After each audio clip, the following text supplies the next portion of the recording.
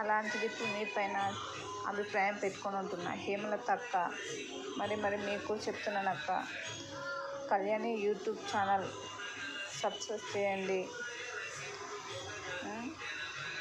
ఎలాగైనా కానీ చేపియండి, నన్ను కొంచెం ముందుకు సాగియండి అక్క.